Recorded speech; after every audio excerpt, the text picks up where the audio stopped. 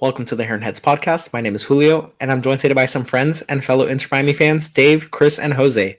And on behalf of the guys, we want to thank you for joining us for episode 35 here on the Heron Heads podcast, your first stop for all things Inter Miami.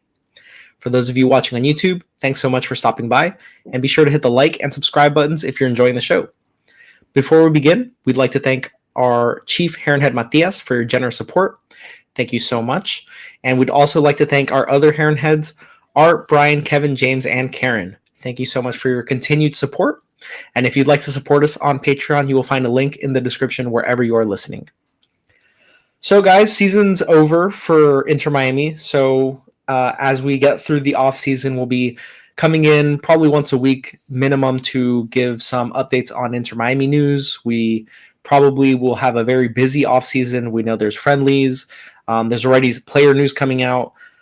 So we are coming in to talk about what's going on in the world of Inter Miami and the upcoming Ballon D'Or presentation, which is on the 30th of October. We're recording on the 25th right now, so it's just a few days away.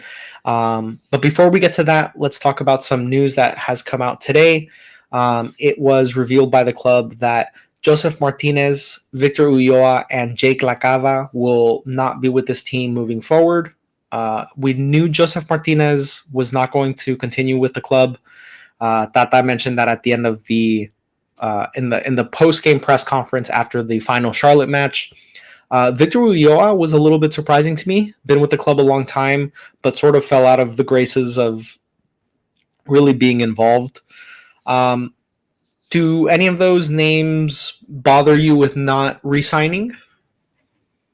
No, I mean Ulloa, you would like to see him stay for the fact that he's been with the club for so long, and you're like, wow, he's been with us during the down times. You want him to be a part of the come up, but they have their budget that they're trying to stick to, and they have players in mind that they want to sign. So, in that sense, and also his contract was up. It's not like they didn't cancel. They didn't fail to pick up an option like they did for Martinez and Lacava. This is someone who's just.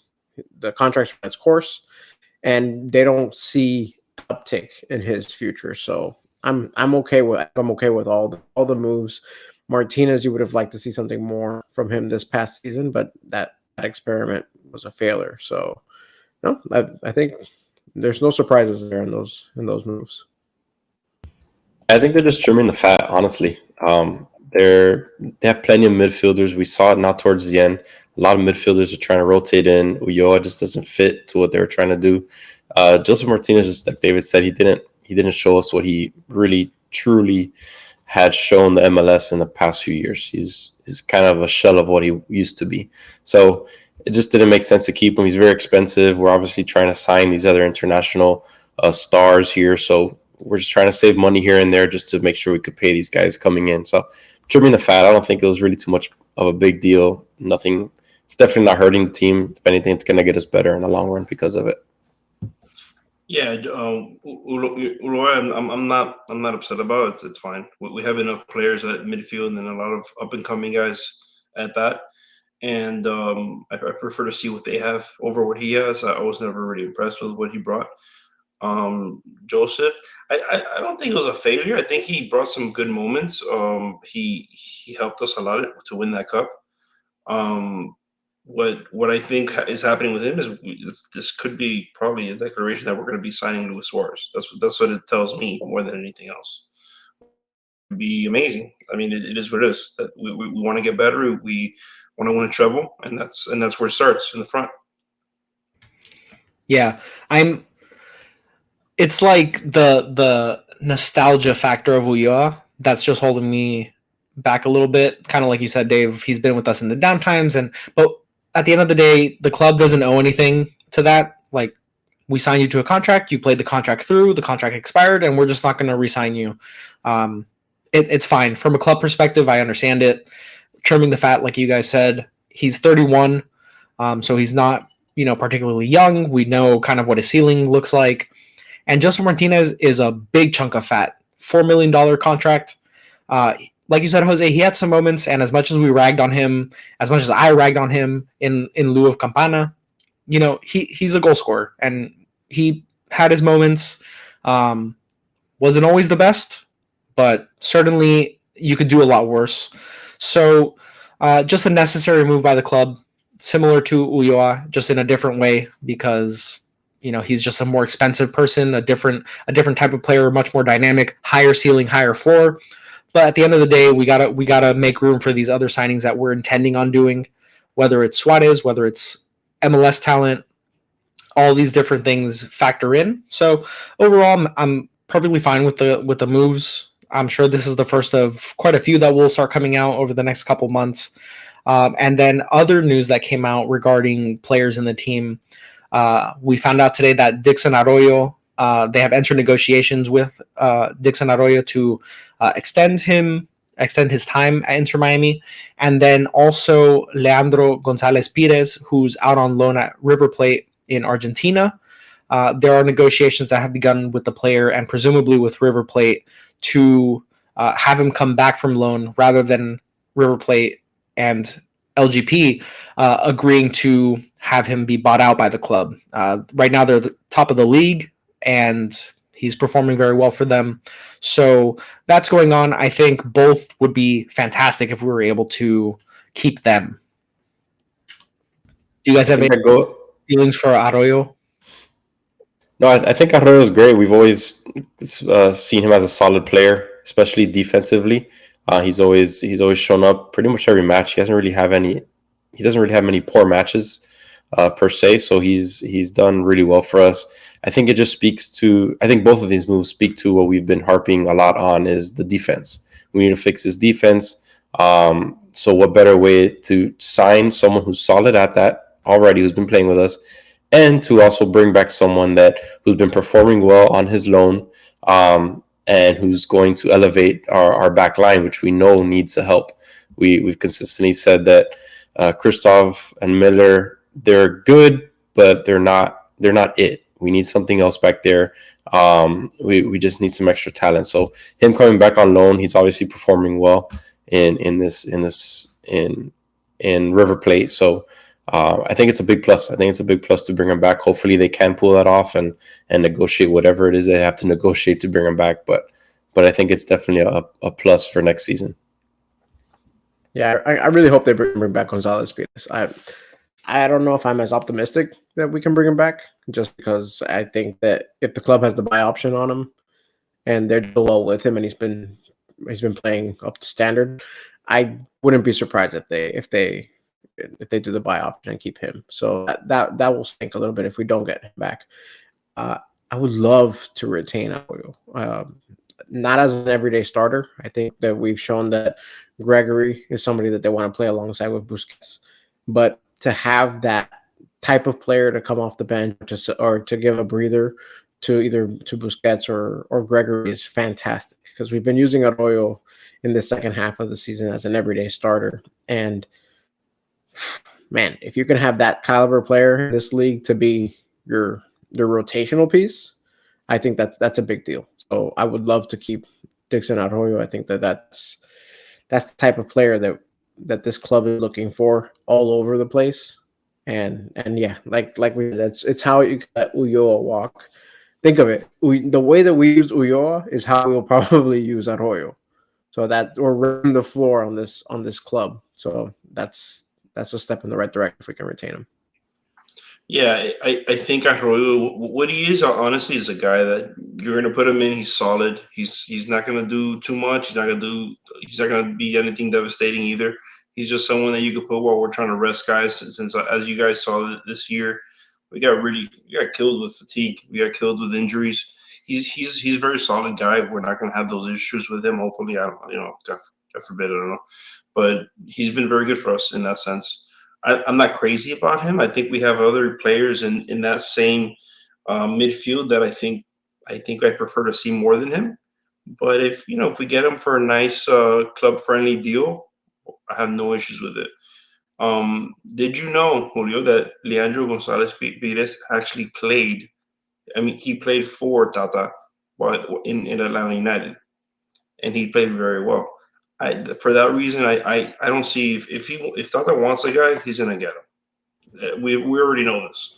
If you guys watched the Messi documentary, you would know that because guess what?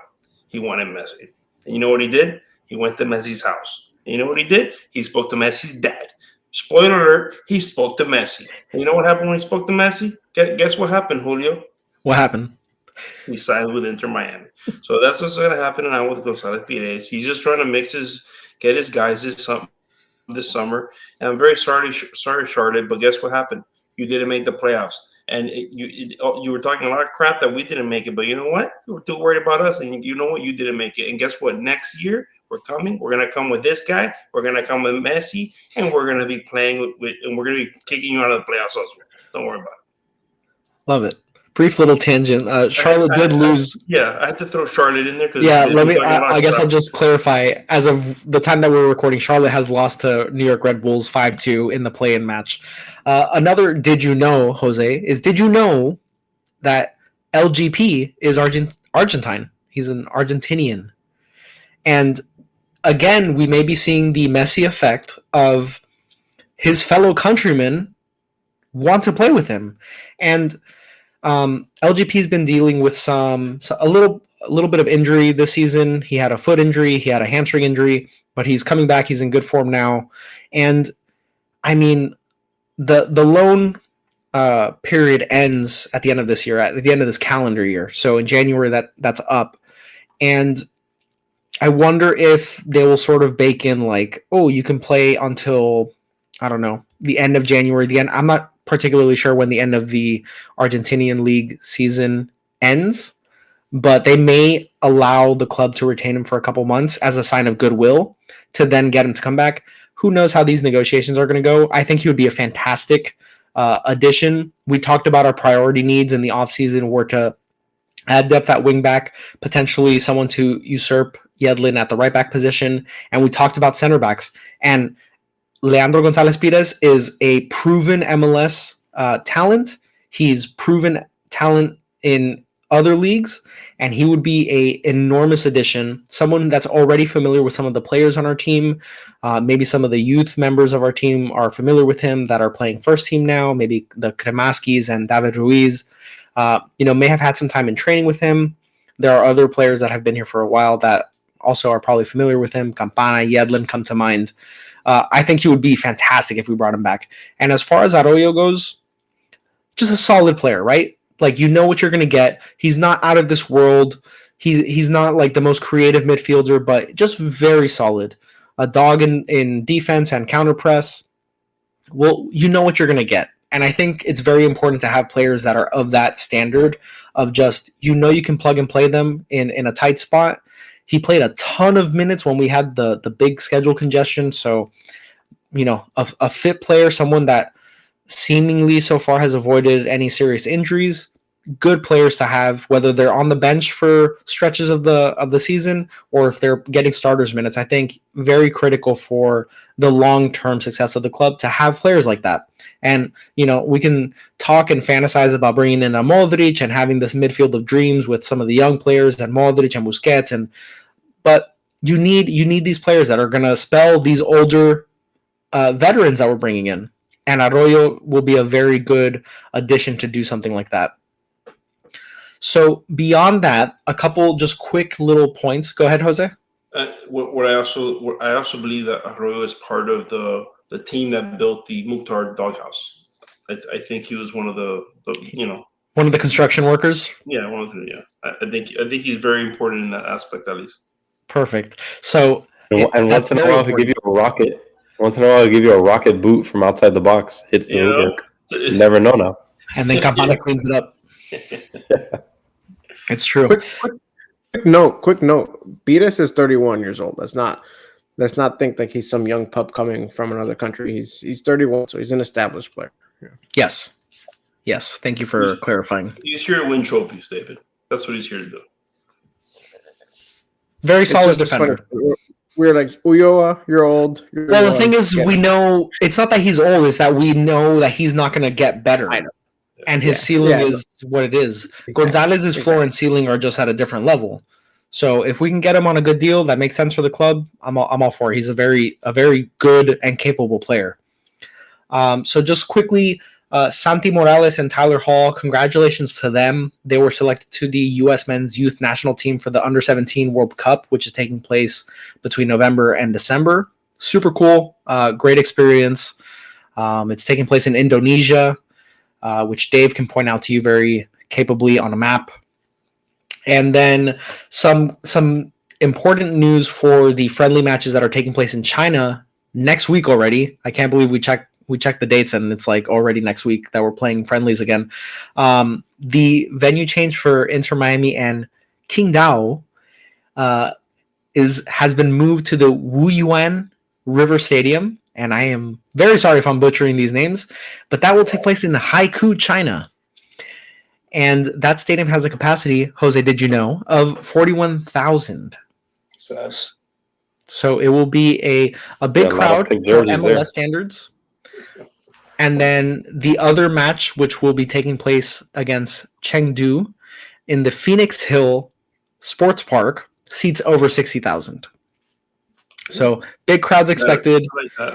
The last time Messi went to China, there were just masses of people. I assume this time will be no different. So it'll be a lot of fun, and we'll talk a lot more about those matches next week as they approach. Those matches taking place on November 5th and 8th. What I wonder, speaking of the crowds, it's also not just Messi, right? If anyone watched the Beckham documentary, plug, you'd see that the Galacticos went to China, and the amount of praise and worship that was going on for David Beckham was incredible. If David Beckham goes, I think, and Messi goes in the same bus, I don't know what's gonna happen. It's gonna go they're gonna go crazy. They're gonna be parachuting onto the bus trying to get him. That security guard, Messi security guard, is gonna have a heart attack. He's not gonna know where to go. This guy's gonna be like. What are you plugging? Like the Beckham documentary, the Messi documentary. Let's go. I am knowledgeable. Let's do this. When we're dealing with Jose, we know it's plugged. Okay? Oh, yeah. Inter Miami are the Galacticos. That's what he's saying. We are the Galacticos. And so we are taking all of our Galacticos. The only thing that I wish would happen was that somehow, some way, we would have Luis Suarez with us to go to China, and we just extra like oomph in the crowd, in the crowds. I want our team to just be on that stage. You know, it's a shame that we didn't make the playoffs, because it's we deserve that. What we're gonna be getting, and the crowds that we're gonna be pumping, and it should be fun. I can't wait to watch. It's honestly crazy to me that we're already playing matches again 2 weeks separated from the end of the season. That never happens. Like, friendlies, oftentimes you might get one or two a couple months after the season ends, but we just played Charlotte last Saturday. We play in China in a week and a half.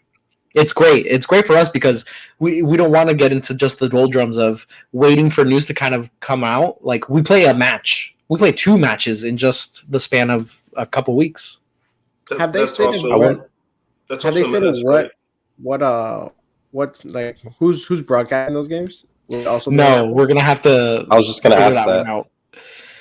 It's a 12-hour time difference, I think it is. So timing is gonna be weird, and yeah, I'm curious if it's gonna be online or where they're gonna show it. Playing on Miami time. We'll find a way. I mean, worst case, when Messi's playing, highlights will be available from somewhere, even if we're not able to watch the whole match. I'm sure people are scrambling to get broadcasting rights.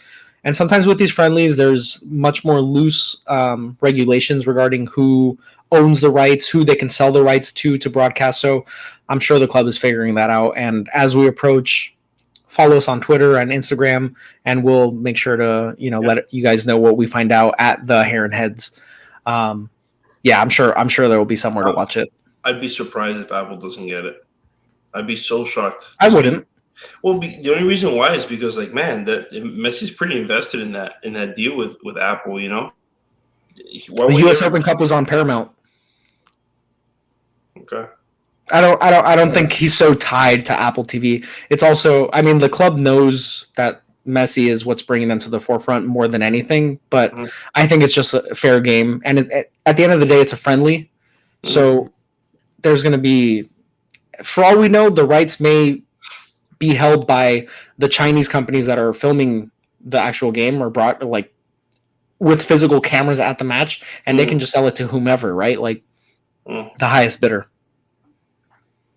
To an extent, the spectacle of it will be a little bit less than an MLS proper match or a tournament style match. At the end of the day, it's a friendly against a Chinese team who, let's be honest, is levels below even the MLS. So, it'll be interesting. I'm sure it'll be broadcast somewhere. I'm sure highlights will be available, especially depending on how much Messi plays.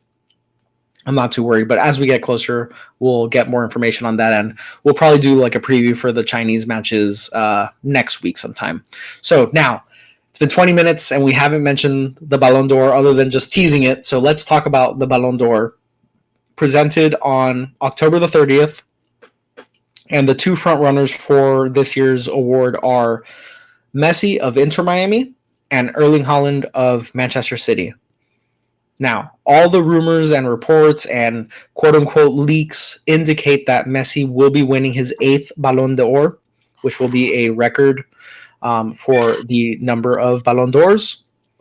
What are your guys' initial thoughts, and do you think Haaland has reason to say that he should win? I think Haaland has a legitimate case to be considered as the winner of the Ballon d'Or. The issue is his international tournaments. Like, he hasn't performed at the same level as he has when he performed for his club team. So that's the biggest issue. He doesn't have that international resume that Messi has.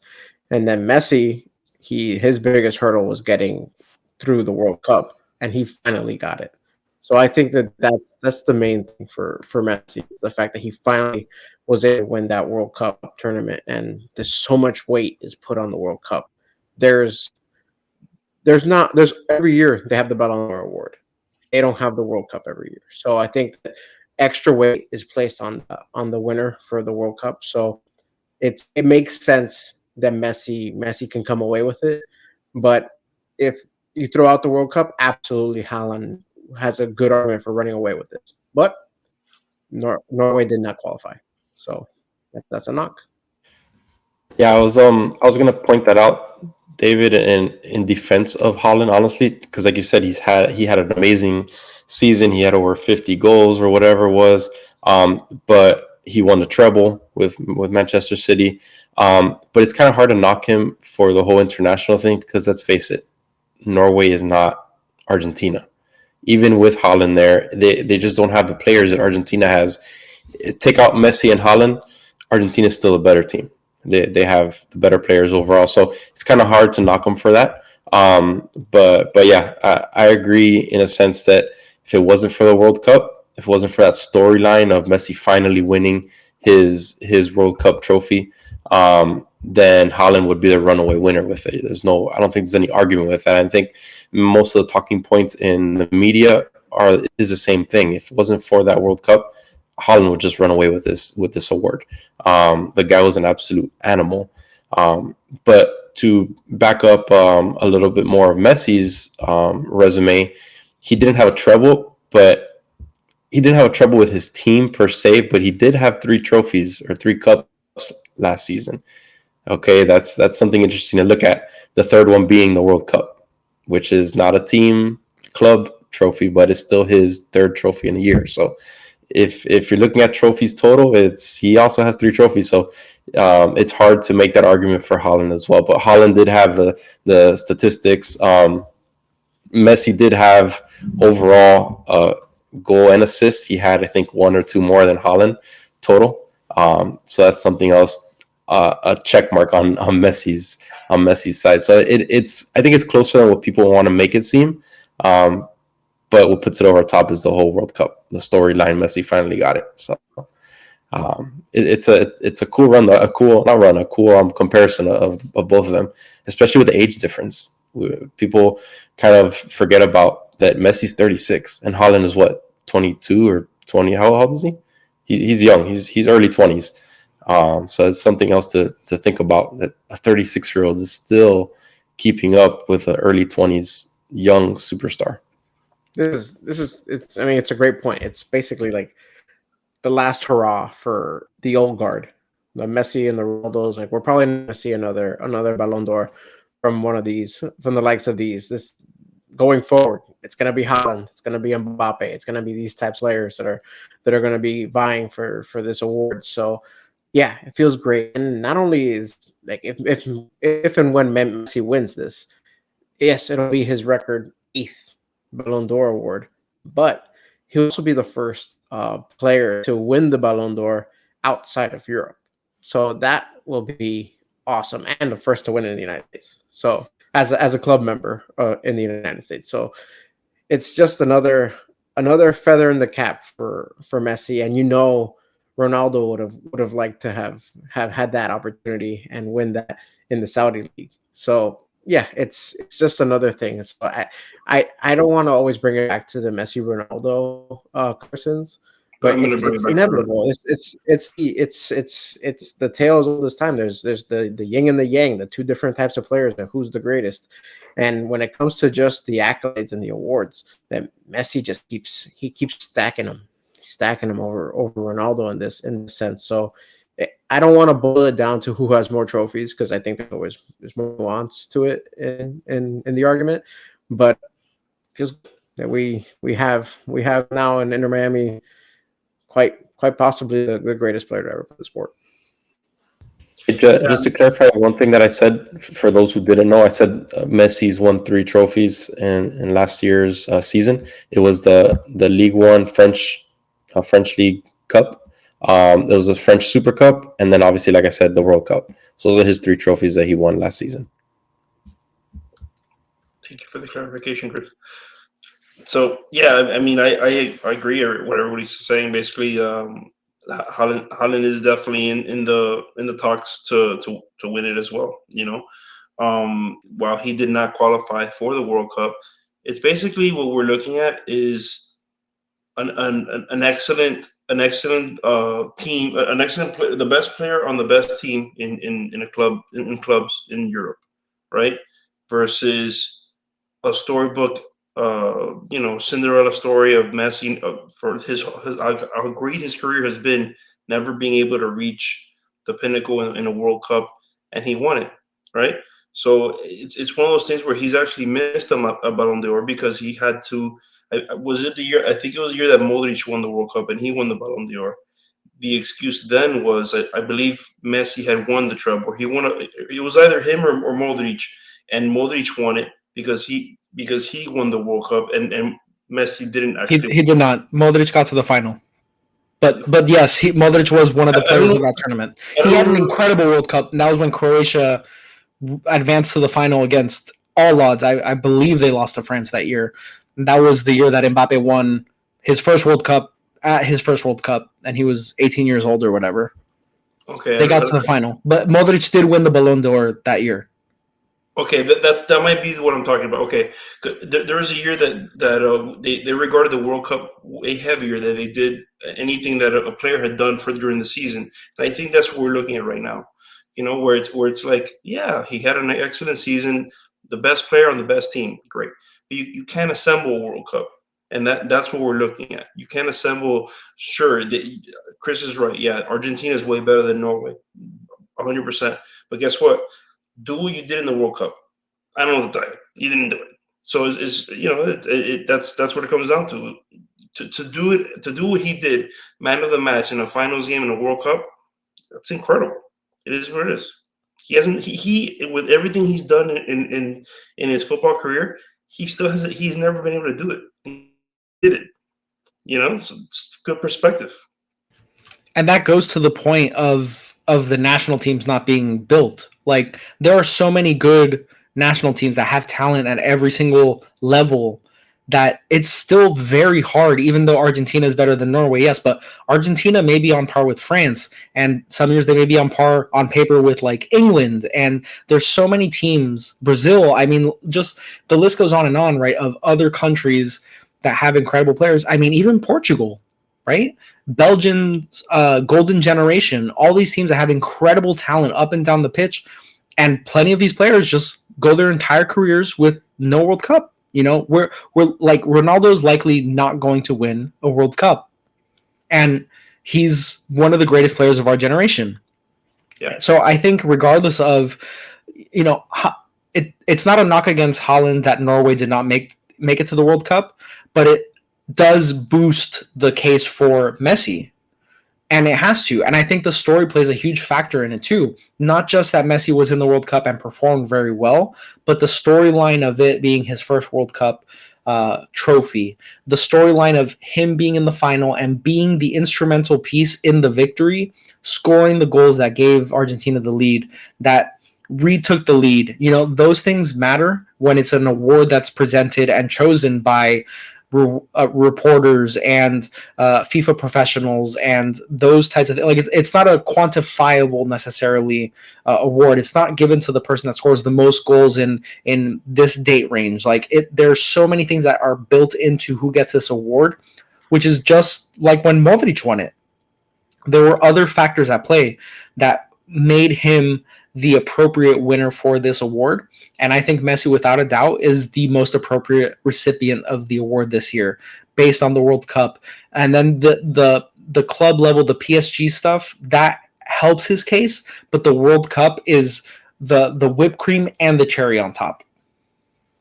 I do think that it does hurt a little bit that Norway didn't qualify at all. Think about it. Didn't a couple tournaments back, Iceland qualify for the World Cup? Yes. Come on. If Iceland can qualify for the World Cup, you have Haaland, who's arguably the best young talent in the world right now. And it's not like it's Haaland and a bunch of schlubs either. There's other quality players in Norway. Odegaard won. He's a Premier League young player who's very good. Very good. He's like Odegaard. Yeah, he's in Arsenal right now. Yeah. Because he was in the La Liga. Yeah. First. Yes. Yeah. He's in Arsenal. Yeah. So there's other talent in Norway. It's not that they're not very good. There's plenty of talent. They should be qualifying for the World Cup. So the fact that they missed this past World Cup, I'm sorry, but that's a black eye. There's talent on that team for them to be in the tournament. So the fact that they had to mess up along the way and hold that against what's arguably the best player. Inarguably the best player on that team. That's on him. So at least in my opinion, I know others can disagree, but in my opinion, that is a black eye. Yeah, David basically agrees. He says do it in the World Cup. I think it's one of those things where the person happens to be from a non-traditional powerhouse, like a non-traditional. A non-powerhouse country, and it's unfortunate, but you have, I mean, throughout history of the sport, this has happened. Just recent history, Ibrahimovic in Sweden. You have Lewandowski from Poland. You have just so many, like that list is endless. No, I know, I understand that, and Norway will qualify in the future, but they didn't qualify for this one. And that's what matters for this Ballon d'Or. I'm not saying that. I'm just saying it doesn't hurt him to the extent of like it knocks him down, let's say 25%. I think it knocks him down 5-10% compared to Messi making it, and not just making it, but making it all the way to the final and winning the cup. I think it boosts Messi more than it hurts Haaland. I'll tell you what, FIFA's going to do this thing. FIFA's going to do this thing where, you know how now they're giving like these cluster World Cup hosts. So like now it's going to be like the Iberian Peninsula and Morocco as the World Cup host. Watch, they're going to give us a Scandinavian host just to force the matter. That would be dope. I would try my hardest to go there. So you get Denmark, Sweden, Norway, and Finland as the host countries. I mean, it also would have boosted Haaland way more had he taken. Yes. As that if he drags them to the World Cup compared to Messi, like Argentina is almost guaranteed a spot at every World Cup. But yeah, if he dragged Norway in, yes, I agree. I agree. Like I'm that good. We're gonna play in this game, and he just, which is kind of what David's trying to say, in that you kind of expect that from the best player. You know, you kind of expect him to kind of. If you're that caliber player, I expect you to be in this tournament. I know it's not all on one player, but it's innate. I can't shake that feeling. I think the conversation would be super interesting if Haaland had gotten Norway like single-handedly, pretty much. If he had gotten them to the World Cup, if he gets them in, you know he's going to do damage. He's going to do damage in the games that he plays. So that would just be even more bolstering his resume. Then at that point, then even if Messi wins, there's still the tilt that look at now the totality of Haaland's resume. He also has some World Cup stats as well. So. Like, let's be honest. You think if you think right now, if we were to have Haaland join our podcast and we were to ask him, hey, what do you feel about being not even qualified for a World Cup? You think he'd be happy or he'd be pretty upset? Probably be pretty upset. For sure, he'd be upset. Why? Because he expects himself to have gone in there. You know, I think players of that caliber are just wired differently, and they expect to win everywhere they go. And so we expect that from him. You know, I love Haaland. I love him. Yeah, when he was at Dortmund, he was my favorite player, and the only reason I'm not like balls to the wall crazy for Haaland is because he did go and he plays in Man City. I'm a Chelsea supporter. I said if he goes to the Premier League, let it be Chelsea. If it's not, I want him to go to Real Madrid, just away from the Premier League. But he went to Man City. I mean, I don't blame him. That team is stacked, and that's what's helped him much gain this momentum. But yeah, I mean, I like Haaland. Haaland, I think he is a machine. That I think that he's not going to win the Ballon D'Or this year, but I think that there are many Ballon d'Ors coming his way in the near future. So yeah, not this time, buddy, but you'll have your shot soon. You to play devil's advocate, is him being in such a stacked team maybe hurting him a little bit? I was gonna ask that as well. You still have to perform. And how many times have these players played at Real Madrid, Barcelona? It happens. Good teams have good results. So and they're the ones that qualify for all the tournaments to give you those stats. So that kind of comes with the territory. I don't think that's too much of a knock. Also, you have a good team, but you're the best player on that team. So you're the best player on a team full of awesome guys. That elevates the status a little more too. And that's almost always the case with players that are nominated for this award specifically, at least the front runners. Like the very front runners, they're the best players on the best teams, and they're the best teams because they have the best player.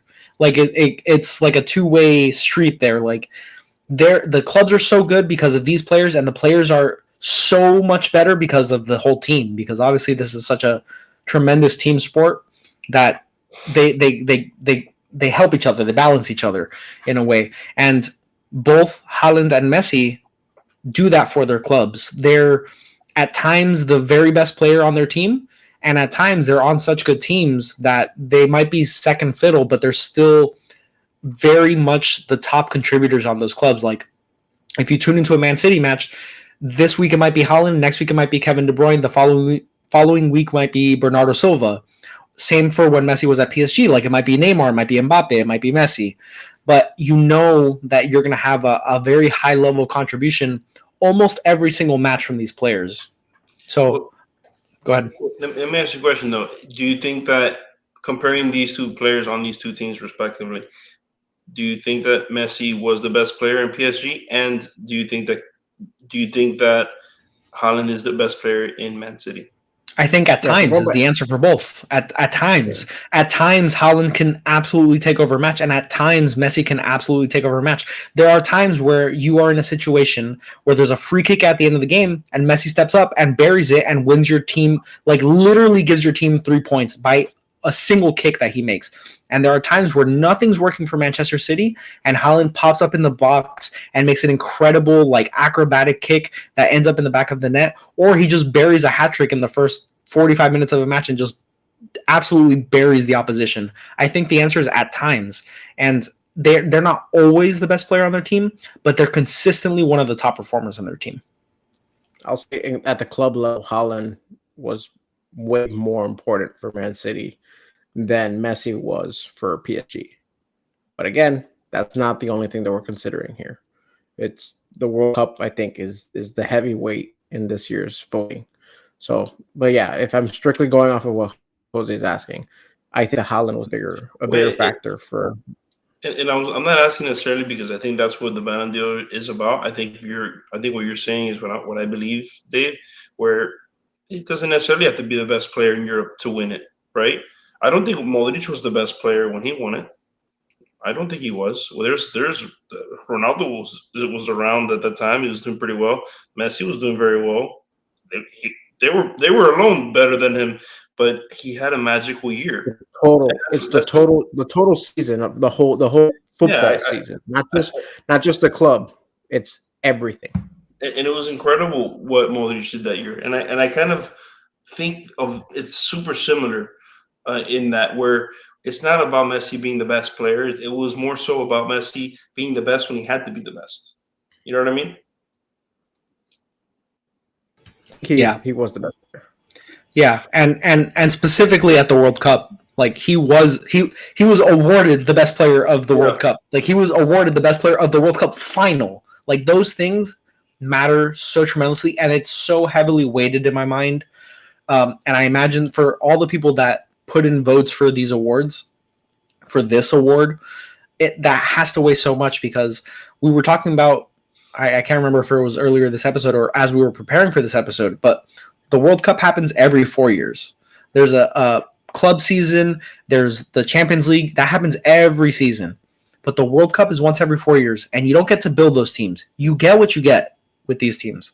And whatever pieces you have in this cycle are the pieces that you have. And Messi, Argentina's great, but Messi at times dragged that team through. I mean, he dragged them through. He dragged them through that final. Like he willed that team to make it across the line because Mbappe was coming for him. And Messi willed the team to victory. And let's not forget the World Cup is pressure packed. That goes without saying. Especially the pressure that Messi felt, because remember he's been at it for a long time and they've never gotten over the hump. And what is everybody saying? You're not Maradona. You're not Maradona. Maradona's the best. You can never be Maradona because you haven't actually reached the summit. So the fact that's tough, and he knows he's getting older, so he knew that he doesn't have many more chances at this. So the fact that he was able to put all that on his back, all the pressure of his country and the criticism that he's getting, nobody gives him more criticism than people within his own country. They love him, but they want greatness. They've had greatness. They know what greatness looks like, and he hadn't quite gotten it. So the fact that he was able to finally do that and push through, that's it. Like there's no player who's pushed through more pressure, at least not in this year, than Messi. And I almost felt like this year in the World Cup, he elevated, which is crazy. Like we've already seen his greatness, but it wasn't about so much skill as it was also about what was in between the ears at this point. And you just see him now in Inter Miami, right? Like it's funny. Like now we're seeing him in Inter Miami. It's not so much about him dazzling with his dribbles. It's not so much about. It's about what he does. You know what he does, and at what times that he does it. You know, which was cool to see in the World Cup. And he's been in the position where he experienced the failure of the World Cup. Like he made it to the final and lost against Germany. Like he's reached that. So the criticism and the mounting pressure of that, like. Not only do you have to make it, but you have to overcome the demons of making it to a final previously and actually getting over the hump. Like France were one of the favorites entering the tournament, and they made it to the final. They had won the most recent one before that. So the pressure was different for those players. Messi had the weight of the entire country on his shoulders, and he delivered in the biggest way possible. Best player of the tournament, best player of the final, and a World Cup trophy to add to his ever-expanding trophy cabinet. So I think, I'm in full agreement of all the reports that have come out. He's definitely going to win his 8th Ballon d'Or. I don't think there's any question. Haaland had an incredible season, and I agree with you, Dave. It's going to be the first of many, many, many. He's so young and he is so talented, but this year, call it like the emotionality of it.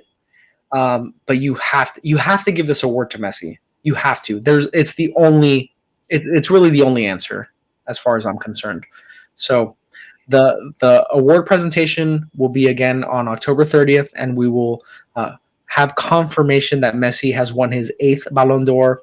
But for all intents and purposes, as far as I'm concerned, the award is his. There's no shadow of doubt in my mind. So tune in. I'm sure that will be available on Paramount. That's a guess. Look it up. It'll be available in lots of places. They give live updates all over the place. I remember when the Ballon d'Or is presented, there's websites that do live updates. Twitter will be chock full of people talking and streaming live. So make sure you check out the award presentation. It's always a very glitzy and glamorous event. And Messi will be there. The Moss family will be there, if I'm not mistaken. Beckham's probably joining them. So Inter Miami is sending all the execs. I think they know what's going to be happening. So we'll find out soon enough. Thanks so much for tuning into the Heron Heads podcast, your first stop for all things Inter Miami. And we'll catch you on the next one with pots and pans and champagne bottles for the Ballon d'Or. How about that?